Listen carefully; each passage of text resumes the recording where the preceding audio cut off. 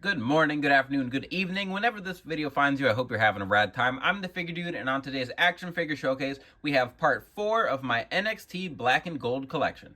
Without further ado, let's talk about some figures. Dude.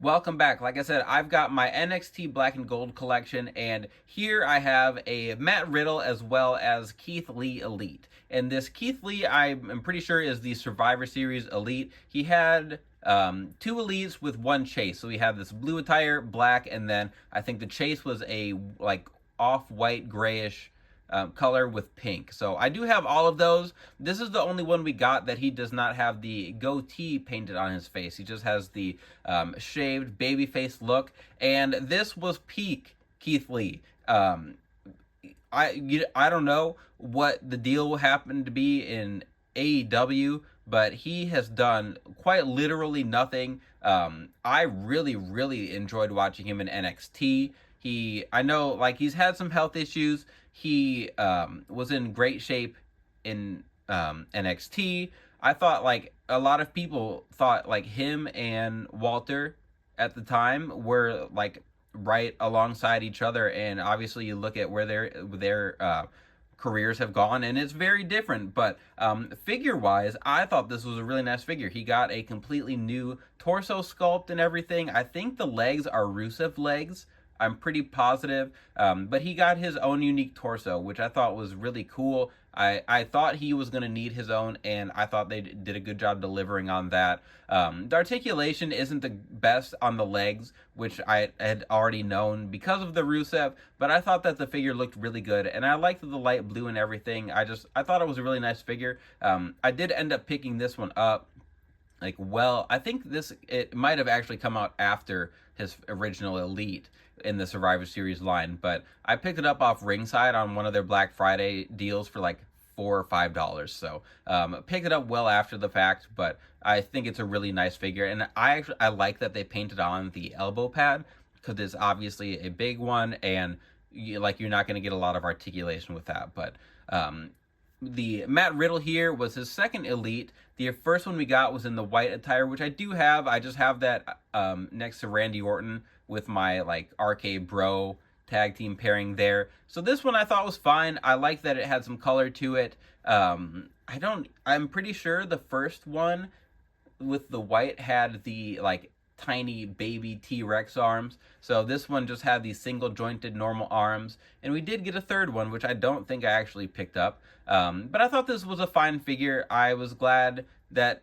there was no other way to give us Matt Riddle, but besides the bare feet. But I thought that was cool to have with the sandals too that were molded on. And here's another guy that I thought was meant for big things and just clearly wasn't. So a lot of guys, especially, so I talked about in part 3, like we had Velveteen Dream, EC3, and Lars Sullivan, and they all had very weird trajectories once they hit the main roster. And I guess you could kind of add both of these two to the list, and they all are very differing reasons, but figure-wise, I thought that these were pretty solid. Next up, we have the Elite 69 Tommaso Ciampa, as well as the Elite Johnny Gargano. I want to say he was from like Series 71, something like that. I really like the entrance jacket for him. He has the ripped up torso, single jointed arms, but he does have true effect on his head sculpt. And then they did get the painted tape on the thighs, which I like, but the boots were originally the short Johnny Gargano issue, syndrome, whatever, boots that were the short ones. So I did end up painting my own and just putting those on with the feet that came with that. So I do like it much better that way. I think that looks very good. The Ciampa, the only thing I did there was give him double jointed arms.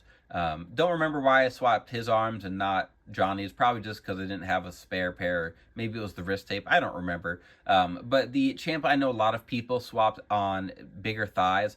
the like Dolph Ziggler size thighs, but I thought it made him too tall, so I ended up not doing that. Same with like Adam Cole. A lot of people swapped his legs for the bigger ones, which I do agree they need bigger thighs. I just didn't like how they made him a little bit taller than what I thought they should be. So really, for the most part, two pretty good figures, other than the like small things that I swapped.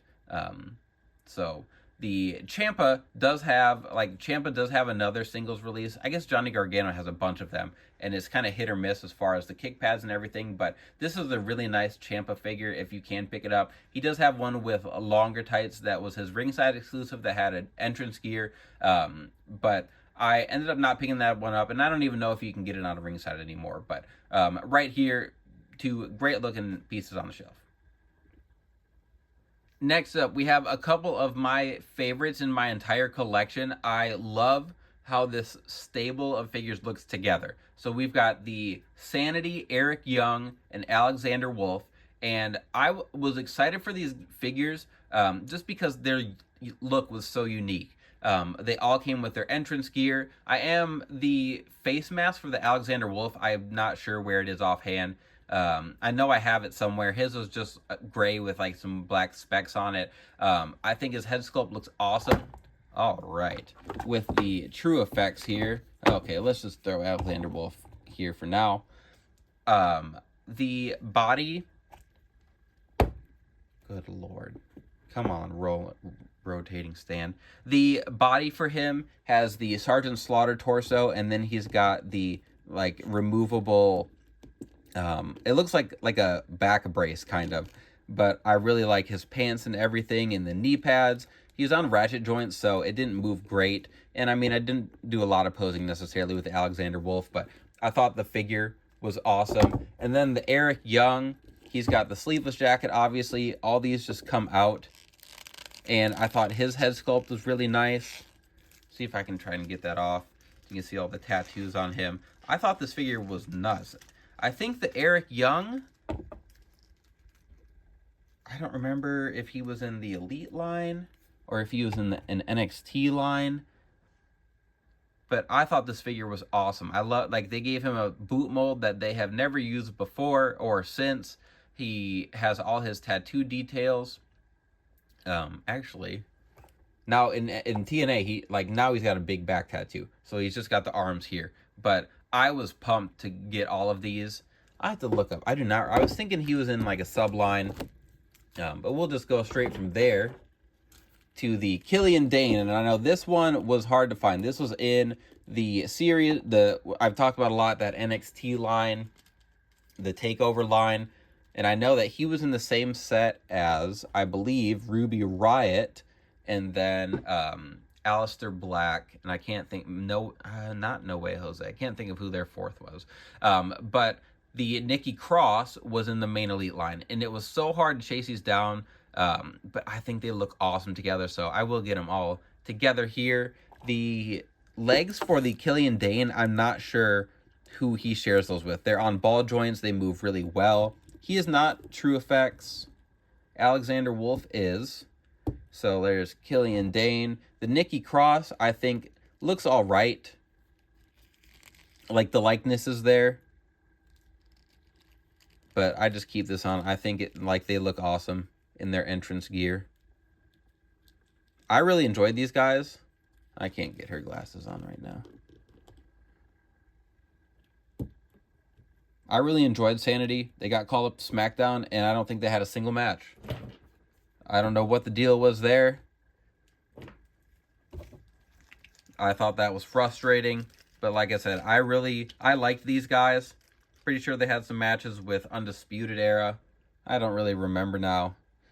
But there they are all together. I was going to do a video of just like my favorite stables, and I guarantee these guys will be in there. Not going to say they're going to be number one, but they'll make their way there. But I've got one more stable to talk about before we wrap things up today. Alrighty, so to finish up today, we've got first two members here of Undisputed Era in their NXT War Games attire, and this was another group where getting the matching attires was stupid. It was so hard to get these guys. The Roderick Strong, I'm pretty sure, was Elite 7, I want to say 72.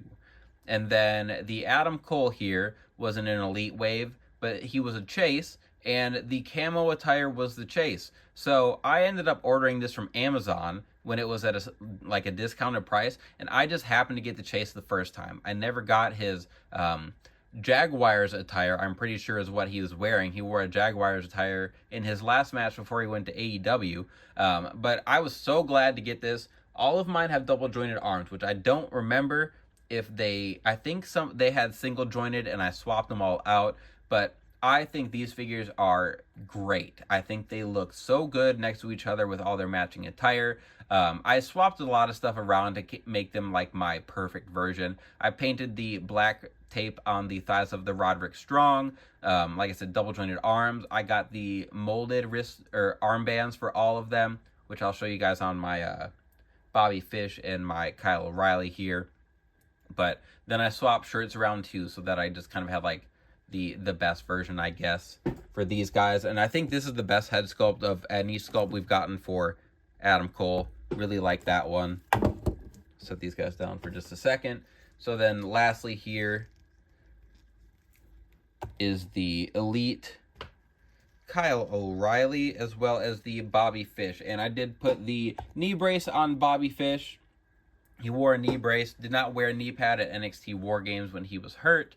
But there's the camo attires, and then their chase versions were just like a normal black version, like a black and yellow version, which is what I would have expected for the Adam Cole, but they made Adam Cole so difficult to, like, so far after. It was just such a pain getting all of these, but again, I want to put them all together so we can finish up here. And just like figure-wise from top to bottom, I think today was probably my favorite. What are we doing? My favorite showcase, just because, like I said, I love stables, tag teams. Oh man, my Wisconsin accent came out there. I love stables and their matching attires, and these are 4 of my favorites as far as that goes. But that is going to be it. If you made it all the way to the end, like I said, I always appreciate that very much. Please continue to like, share, subscribe, and remember, you can't buy happiness, but you can buy more action figures. Figure Dude, out.